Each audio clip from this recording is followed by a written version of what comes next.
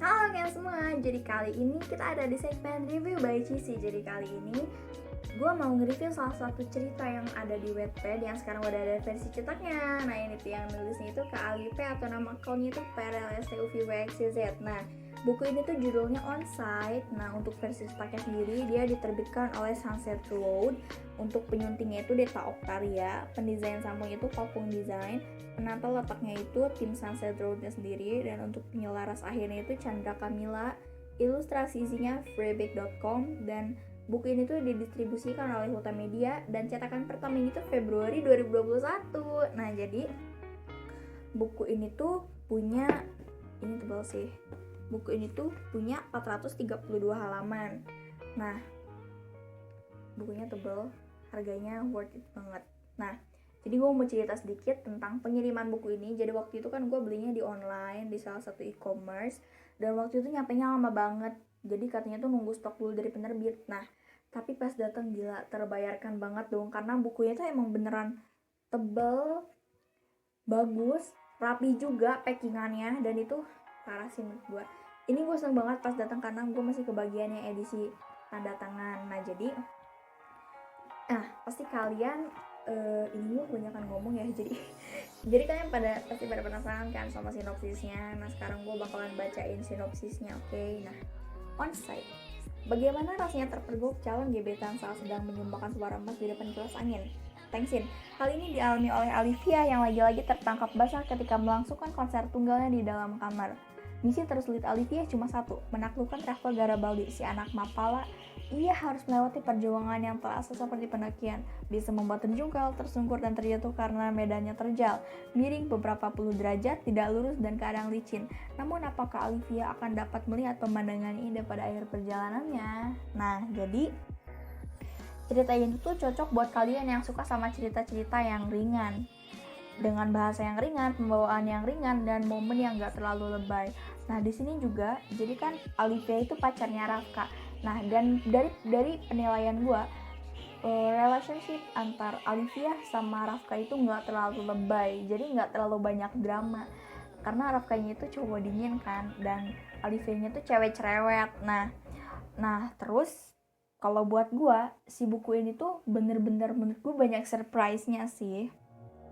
Dan buat kalian yang suka cerita tentang anak yang aktif-aktif, anak mapala, ini cocok sih karena Rafka dan gengnya itu kan anak mapala dan kayak suka panjat tebing dan sebagainya. Begitupun Alivia yang suka mendaki gunung. Nah jadi buku ini tuh alurnya maju ya, dan di buku ini tuh parah sih karena di saat anak yang alim tapi dia juga punya jiwa pemberani, atau kayak punya jiwa apa sih namanya, kayak freedom gitu gak sih. Ini bagus sih menurut gue bukunya. Dan waktu itu gue juga pertama kali bacanya itu di Wattpad, dan pas gue baca itu bener-bener rame woy, karena pas di Wattpad itu dia unik nama bagian-bagiannya. Nah sekarang gue mau ngejelasin buat bagian di Wattpadnya.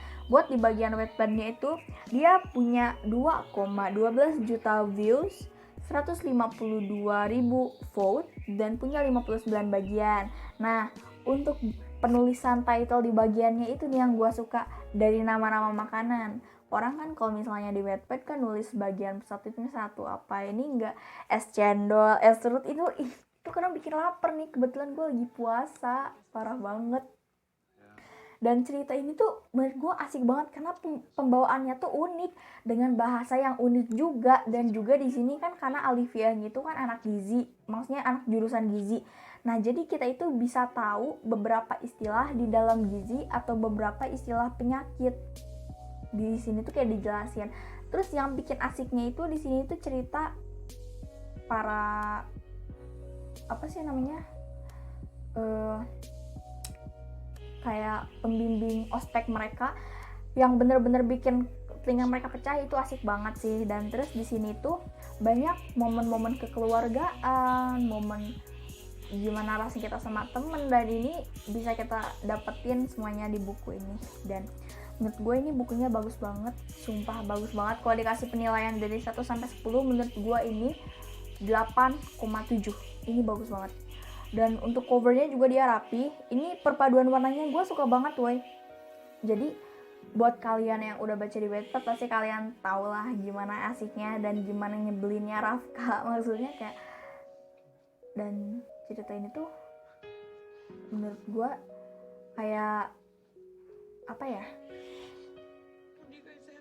cerita sequel yang menurut gue ini paling wow sih, karena nggak terlalu jauh gitu loh. Apa sih maksudnya, kayak nggak terlalu jauh, apa namanya, batas waktunya tuh. Jadi ini tuh cerita yang menurut gue tuh bener-bener bahasnya tuh santai, dan ini tuh bukunya tuh bener-bener bagus banget.